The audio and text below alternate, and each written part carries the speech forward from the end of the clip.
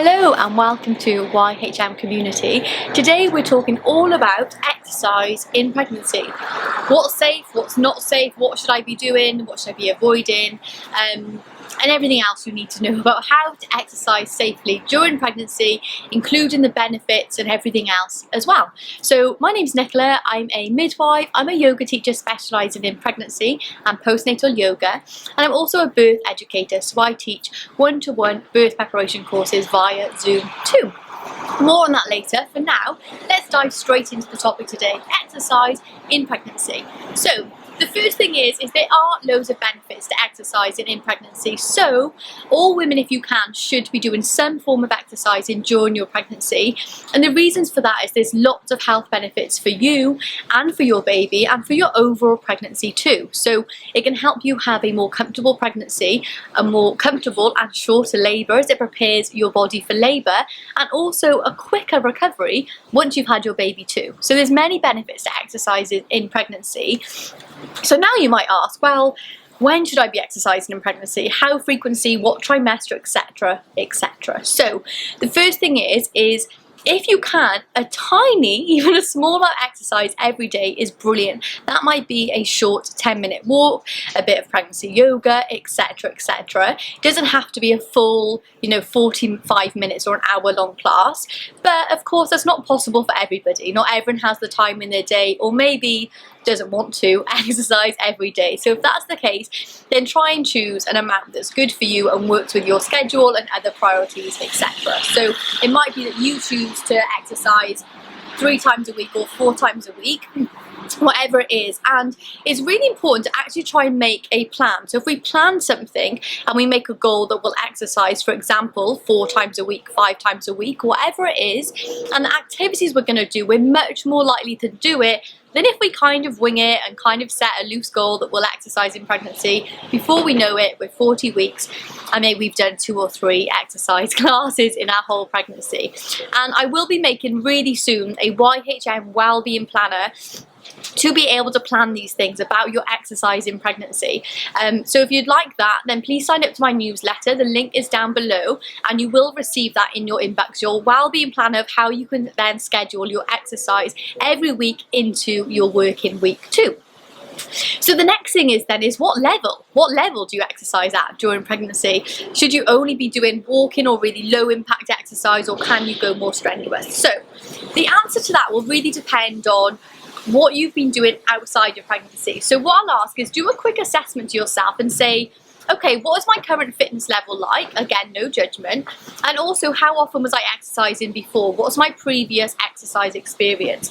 So maybe jot down how often you are exercising, what you feel like your fitness level is currently at, and also how you're feeling in your pregnancy. You might feel really motivated, or you might feel quite uncomfortable and not motivated to exercise. So do a little assessment for yourself, and then from there kind of look at that and see, okay, what level should I be starting at during pregnancy?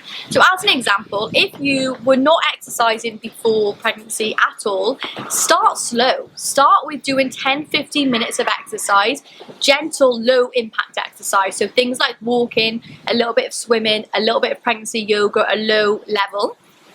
And then you can build up. You can gradually over time increase how long you're exercising for and the frequency too, but definitely do not go 0 to 60. Do not dive on in there with all the best intention that you want to be fit and healthy in your pregnancy, but not giving your body time to adjust. So just a side note, your body is already working a lot harder because it's pregnant.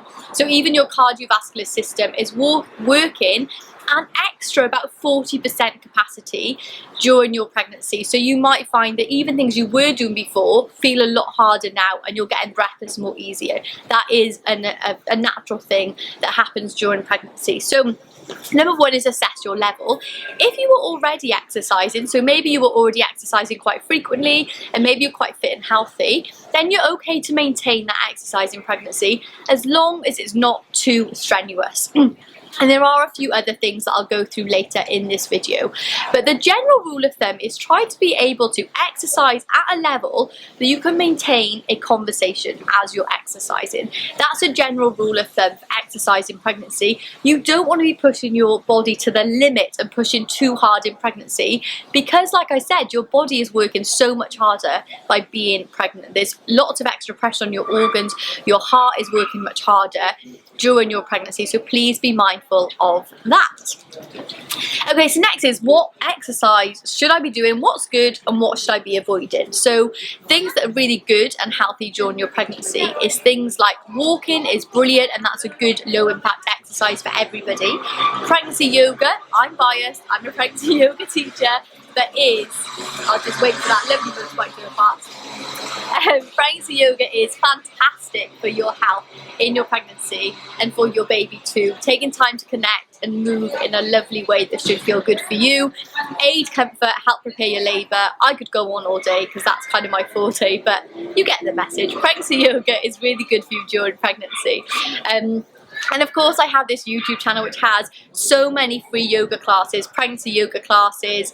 I'm a midwife, I'm pregnancy yoga changer, is my absolute passion in life, so please check out some of those videos after this one if you fancy. Other things that are good then is swimming. Swimming is fantastic, and especially, well, at all stages in pregnancy, but especially later on, because it'll give you that sense of weightlessness. So often you can have a few aches and niggles during pregnancy as your bump grows and you start to gain weight, and it can give you that sense of weightlessness and really take off the pressure off the joints and the muscles too. So swimming is also fantastic. And jogging is also great. If it's something you've been doing before, you're fine to continue. Again, remember that rule, you should be able to maintain or hold a conversation as you exercise. And if you haven't been doing jogging before, it's okay to start slow. Start by doing short distances, not high impact. Monitor that breathlessness that you're feeling and build up over time.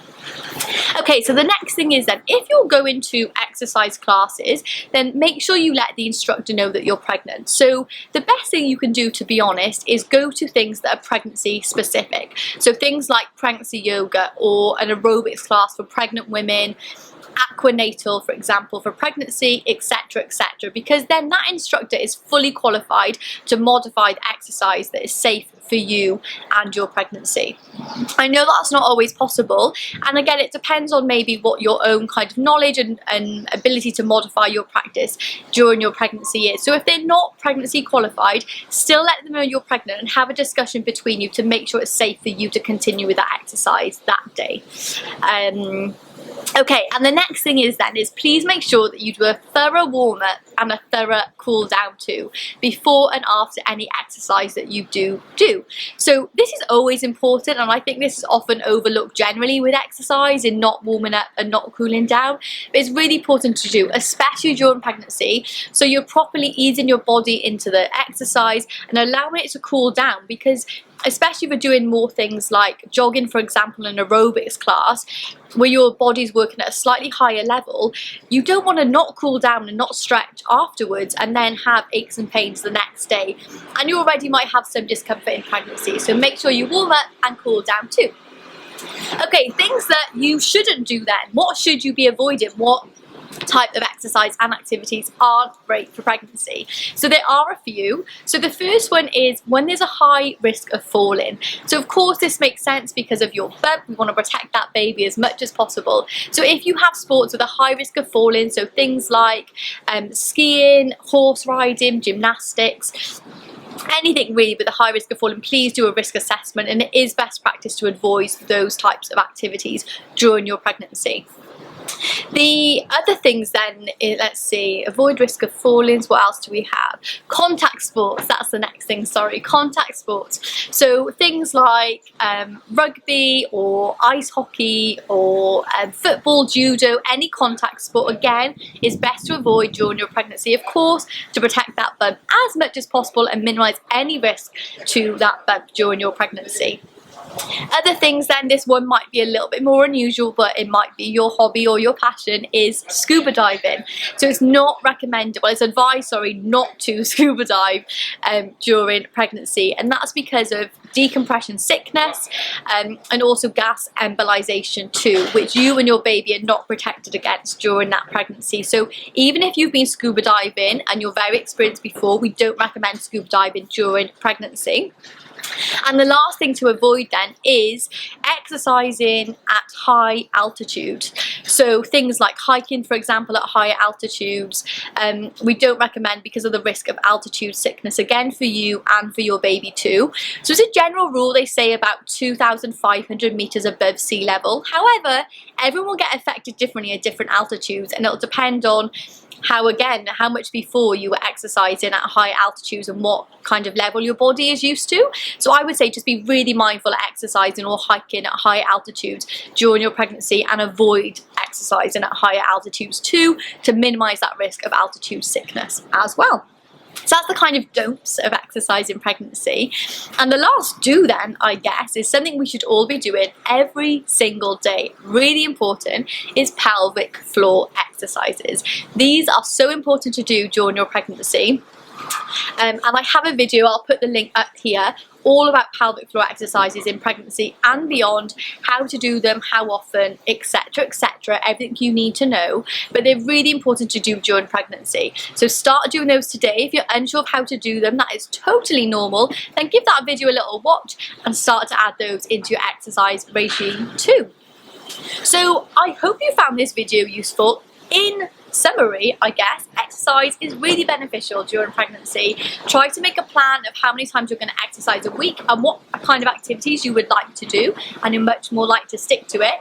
If you want my YHM, can't even say my own company name now, YHM Wellbeing Planner, then make sure you subscribe to my newsletter and you'll receive that soon in your inbox too.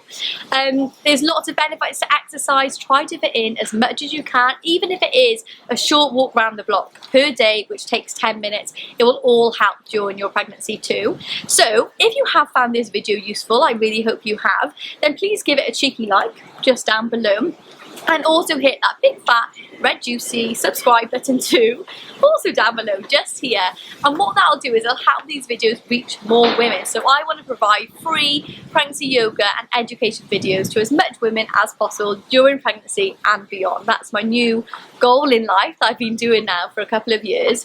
And lastly, if you would like to kind of access any of my other services that I offer, so one-to-one yoga classes via Zoom, or my birth preparation classes, which I will admit I'm obviously biased because I teach them, but I love teaching them so much because it really has a positive impact on women in their pregnancy and their labour experience too and beyond. I know what a difference they make. So if that's something you're interested in some antenatal education, labour preparation, then check out my description below with all that information about how you could maybe book on even, get some more information, or maybe just send me a message or an email and let's have a little chat and see how I can help you during your pregnancy journey. So congratulations on your pregnancy. I hope you've enjoyed this video and have a wonderful, beautiful day.